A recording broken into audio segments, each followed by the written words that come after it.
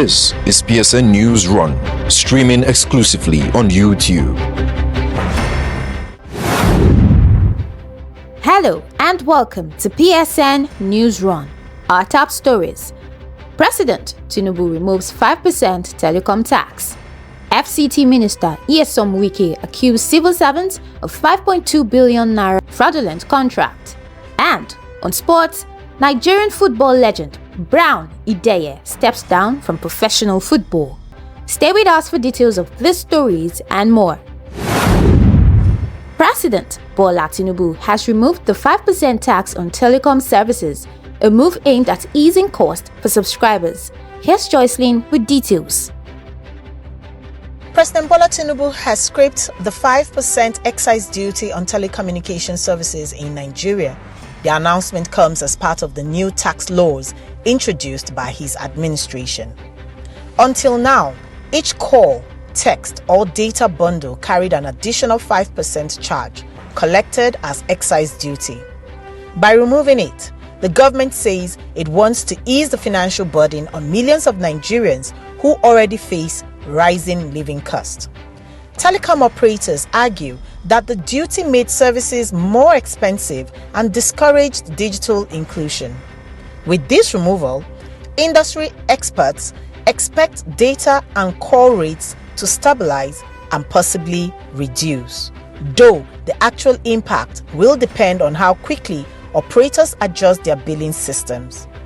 The Tinubu administration insists the decision aligns with its broader plan to simplify Nigeria's tax regime and encourage growth in critical sectors like telecommunications.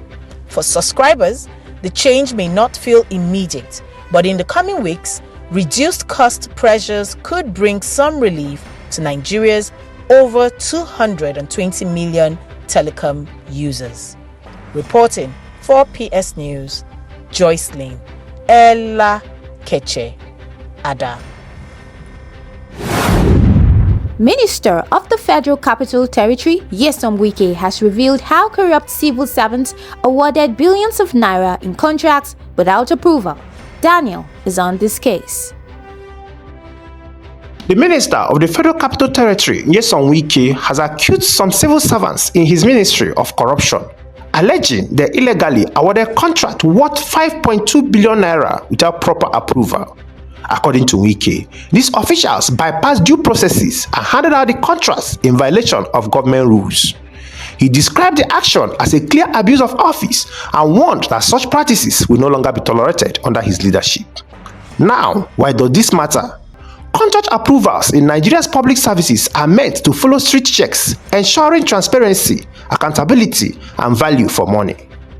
When officials bypass these checks, it not only drains the public fund but also undermines trust in government institutions. Wike has vowed to investigate and sanction those involved, stressing that the FCT administration must operate within the law. He also used the moment to caution other civil servants that fraudulent practices will be met with decisive actions. The revelation adds to the growing concern over corruption in Nigeria's civil services, even as the government promises stricter enforcement of accountability in public spending. Daniel Okejeme reporting for PS News. PSN reports that NCAA has banned the use of flight mode. Passengers must now switch off their phones completely while flying. Here are the details. The Nigerian Civil Aviation Authority has issued a new directive to all airlines on passengers from now on. Mobile phones must be completely switched off during flights. According to the NCAA, the long-practiced use of flight mode is no longer acceptable. Officials say the move is part of efforts to enhance safety and prevent possible interference with aircraft navigation systems. The authority explained that while many travelers believe flight mode disables signal transmission, some devices still emit weak radio frequencies that could pose risk, especially during takeoff and landing. Airlines have now been instructed to ensure strict compliance with penalty for both operators and passengers who fail to adhere. This decision has already stirred debate among air travelers, many of whom rely on their phones for entertainment or work during flights. But the NCAA insists safety comes first. For now, passengers are advised to keep their devices completely powered off until further notice from the NCAA. Reporting for PS News. And on the international scene, Japan's exports have just recorded the steepest drop in 4 years, and US tariffs are a big reason why. Let's hear Sam's analysis.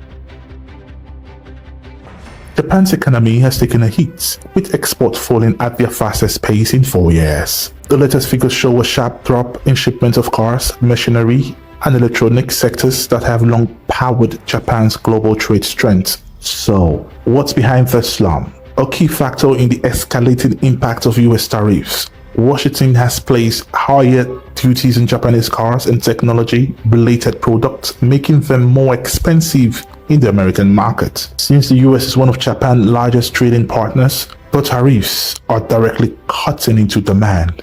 But that's not the only issue.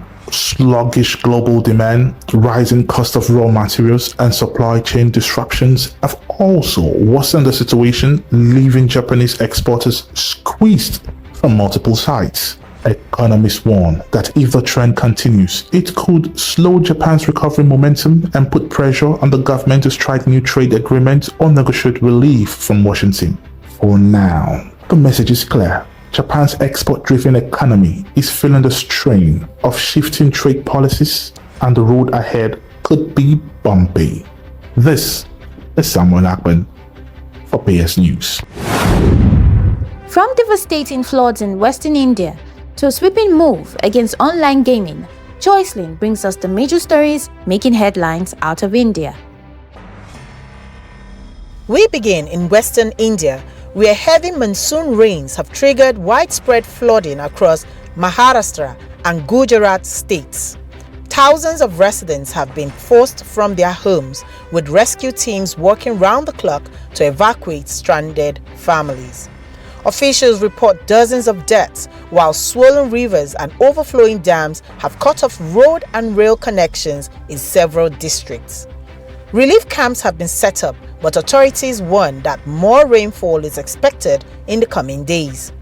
The Indian Meteorological Department has placed large parts of the region on red alert, urging residents to remain indoors and avoid risky travel.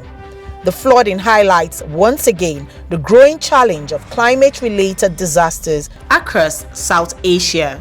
Turning now to New Delhi, the government is preparing new legislation that could ban online games played with money. The move follows rising concerns over gambling addiction, financial losses, and cases of young people falling into debt. Officials say the draft law will classify real money gaming under the country's gambling regulations, effectively making it illegal nationwide. However, critics argue that the ban may harm India's fast-growing digital entertainment industry, which has attracted billions in investment. Supporters of the bill insist it is necessary to protect vulnerable groups and prevent exploitation by online gaming platforms. From the urgent crisis of floods in the West to the growing debate over online gaming nationwide, India is grappling with both immediate and long-term challenges.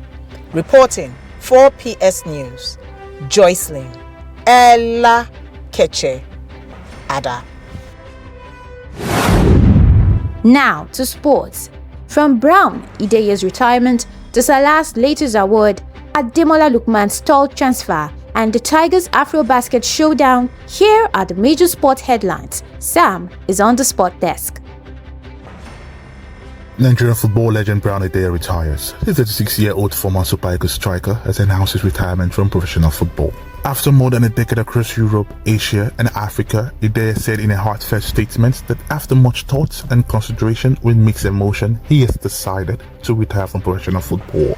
His career highlights include winning the 2013 African Cup of Nations with Nigeria. Ideye thanked family, friends, coaches, teammates and fans for their support throughout his journey. Liverpool forward Mohamed Salah has been crowned the Professional Football Association Player of the Year for the third time in his career. Salah's outstanding 2024-2025 season saw him win the Premier League Golden Boot with 29 goals and 18 assists, leading Liverpool to the league title. The Egyptian was also named in the PFA Team of the Year alongside teammate Virgil van Dijk, Alexis McAllister and Ryan Gravenberch. Liverpool's dominance in the 11 reflected the club's strength and depth throughout the campaign. Nigerian international Ademola Lookman set to remain at Atalanta after Inter Milan pulled out of transfer talks.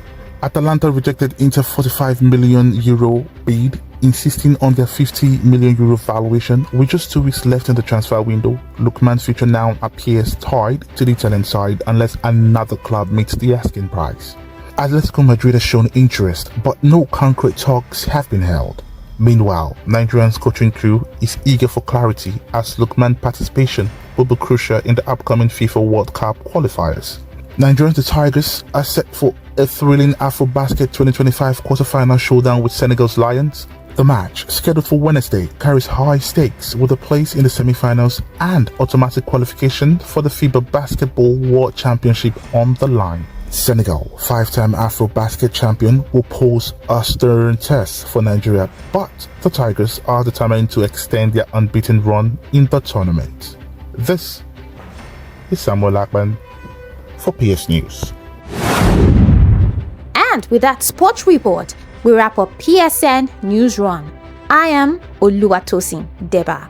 Thanks for watching. You just watched PSN Newsrun, streaming exclusively on YouTube.